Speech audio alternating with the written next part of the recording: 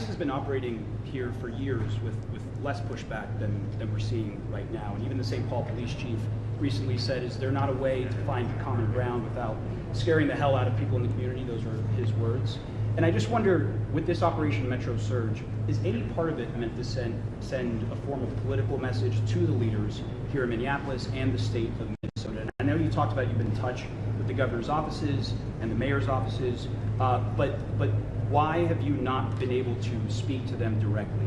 Have they not been willing to do so? Well, look, I have spoken to some of the people in Minnesota directly. I spoke to some of them today. I've spoke to others in the past. And again, our staff has been in very direct contact with pretty much every official with any influence or any power in Minneapolis. But no, we're not trying to send a political message. We're trying to enforce the law. And unfortunately, what has happened is that as we've enforced the law, there's been this weird reaction, again, unique to this city.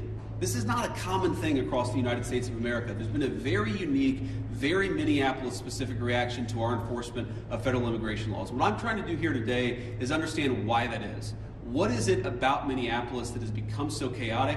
What are the specific types of cooperation that we need? Look, I don't need Tim Walz or Jacob Frey or anybody else to come out and say that they agree with JD Vance or Donald Trump on immigration. I just don't need that.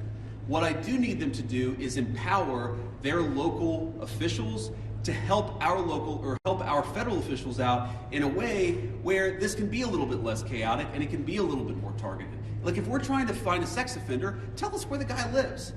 Simple things like that, simple changes in how they're approaching immigration enforcement would make this work a lot better. It would make Minneapolis' streets a lot safer, and it would make this whole thing a lot less traumatic for this community. I'll take one more question.